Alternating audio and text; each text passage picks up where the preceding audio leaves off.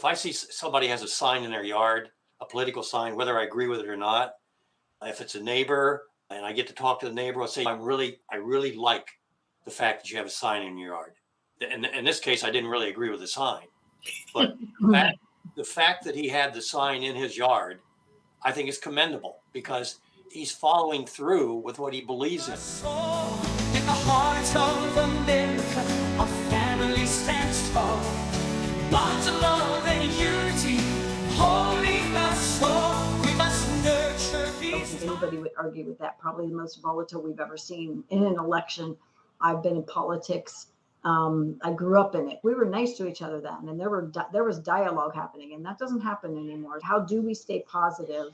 I absolutely think it's beautiful about the Indian that was talking to his grandson, and he said that there's a fight going on inside of me, and that he feels like two wolves are tearing at him, and one is evil, and it's filled with anger and envy and sorrow and greed, and the other one is love, right? It's the good, it's the hope, the serenity, the humility. And so he's sharing this with his son and just saying those two wolves are pulling at me. And the little boy finally said to him, and he asked his grandfather, which one's going to win?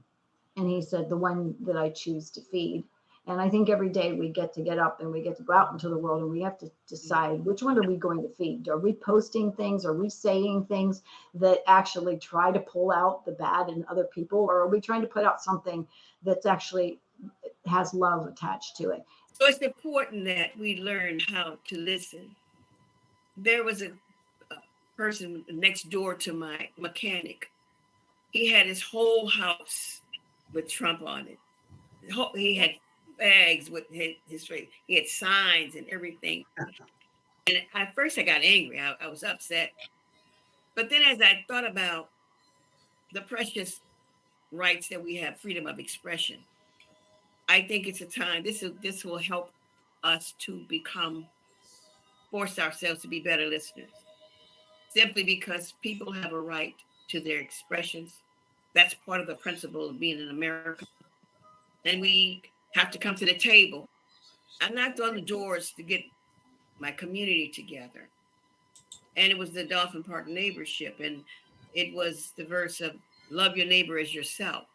After about 2 years, I realized that grandmoms raising the daughter or son's children. And so I changed that, love your neighbor as yourself. Love your neighbor as you learn how to love yourself. I believe that a person should be true to themselves. So sitting at the table demands a certain amount of discipline to be able to have an opportunity to improve yourself. When we approach people, if they're standing there with some kind of a sign or a slogan, why not just walk up to them with a smile and say, hey, can you just briefly tell me a little bit about what you're thinking and feeling? Why do you have this idea or this viewpoint? And be willing to let them say whatever they're going to say, and don't judge it, and don't measure it by whatever it is you think you believe is true or not true or right or wrong. And because I think the natural, everyone wants to be valued. Everyone wants to be validated. And if you are just willing to let someone express their viewpoint and opinion without any judgment and without any criticism or complaint or, well, but I see it this way. If you just listen for a few minutes and say, I understand, we have family members who are completely on the different sides of the aisle, not just politically, but also religiously. Yep. And the key is to have this parental heart. If I thought the things that you're thinking are absolutely true, I would feel the same way you do. Bishop Bernie Wade with us, and he's one of our great faith leaders. He heads up the International Circle of Faith, which has 40,000 churches and ministries around the globe. It seems like when I was much younger, we first were Americans. We were proud of our country. We were proud of the people that made up our country. We embraced the diversity of our nation. And I think we have to focus on that during an election cycle. It may shock you all to know that I haven't been in favor of everyone who's been elected president or senator. I think we have gone to a place where it's pretty dark. I'm trying to explain to my grandchildren why we demonize those people that we disagree with. And I explained to them that whether in the presidential cycle you're voting for one candidate or the other, neither one of them is the devil. As adults, I think we often forget there are children in the room. There are children that are listening. Absolutely. And they are confused by why. And look, if you think about it, if we look on our parents' generation, I think we would mostly agree they did not demonize the other side, whatever side they were on, near as badly as we see it now. We do not settle elections in a peaceful society with bullets. We settle them, as Mama Joy said, at the table. And fortunately, we're all blessed. We do have an opportunity to vote. And to encourage everyone they know, go out and vote. It just really made me think about a quote by Judith Henderson. Our greatest strength as a human race is our ability to acknowledge our differences, and our greatest weakness is our failure to embrace them. I always tell my kids, man, wouldn't the world be a boring place if we all were exactly the same? I have a friend who said to me the other day, I turn on the TV and it makes me feel bad. I'm like, then stop turning it on. I don't know if we're just like addicted to that feeling. I was telling them that the breaking news is that people are addicted to breaking news. How do we stop that cycle and get people to get out in nature, be with their family, turn off the TV, and stop taking it? Because if it's constantly making you feel negative. I fear where we're going to head as a country, because I firmly believe that as goes the family, so goes the nation. But I have a solution to it, at least I think a partial solution, and that's start focusing on the family, define it, put it back in its place in society. One of the biggest problems we have is we have the government running families. We're sitting at the Thanksgiving table, if you will, that little card table. That's where the family's sitting instead of the head of the table. That's one of the things that I think we desperately need to do is put the family at the head of that table, that fathers and mothers make decisions for children.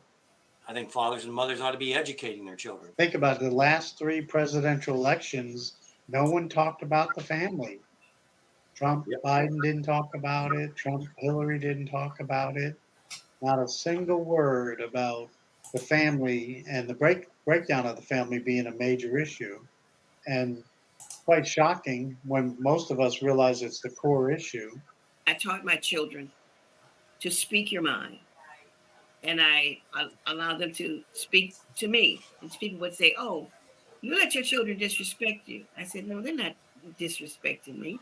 Why don't you shut them up? I said, no, you can't shut your children up. You must teach them and nurture them to be able to speak from their heart, what they believe. If I shut them down, what's going to happen in the streets? So in order for me to be secure and have some peace of mind about my children traveling from home to school, I had to work out an idea of the path that they would go through the neighborhood. The children started telling me about people that I didn't even know. It's important that we make a decision to hear what our children have to say. What was their day like?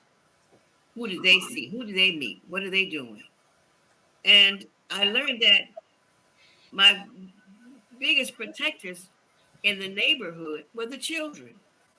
Because they go places where you tell them don't go.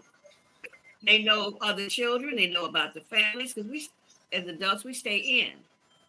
But in time, I began to understand, to respect the experiences of our children. I brought my block into the understanding that we're all family, and we all become mothers and fathers of our children.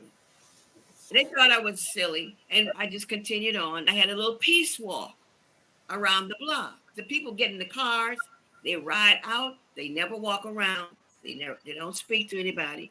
Children would come back and tell me, Mama Joy, you don't want to go on that block because they don't like you. We all had a bonding. They called my house the church. It wasn't really a church. We were all American citizens. We don't realize that they don't teach that in school anymore. When we were children, that the churches also were in alignment with that idea of what an American citizen was. So in whatever we do, we understand we can't do it by ourselves. They're not being reinforced as to what the powers of their citizenship is. And the community. What I learned is that the community must take responsibility as well to teach citizenship, to teach about the spirit and the power that is within themselves. That we, the people, starts on the ground. right where we are. Absolutely. And one of the power that I found out was developing block clubs, having meetings with my neighbors. I've been a block watch captain myself for 25 years, and just getting out and meeting your neighbors is such a valuable thing. We had a couple of neighborhood precinct parties, block parties, and just bringing people together from your own block is so valuable because people move quite a bit. That is important goes back to parents and children, parents having responsibility and authority over their children. Yeah. The issues of transgenderism, the issue of abortion, the issue of gun control, the issue of COVID, medical issues, all of that, the parents ultimately should have the authority to be a part of the children's lives. And we do have an administration that is trying to curtail or take the authority away from the parents and give it over to the professionals, the professional medical people, the professional sociologists, the professional teachers. There is no such thing as professional, those people. Parents ultimately have to be admired and appreciated and respected. Yes, sometimes the parents aren't good.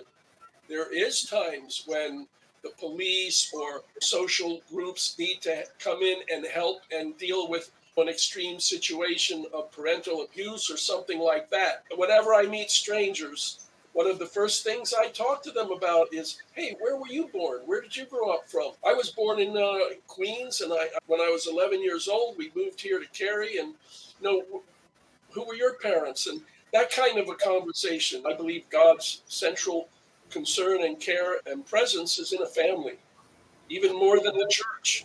Cheryl, you've been hearing that. What's the essence? You've created a program, Family Table, family conversations. I had a meltdown over the finances, and that night we sat down and had our first family meeting, and they were probably 8 and 10 years old. And I remember thinking that I was going to sit down and I was going to impart all my wisdom onto my children and straighten them out. And what I found out is that they had a lot to share as well. And we became a team.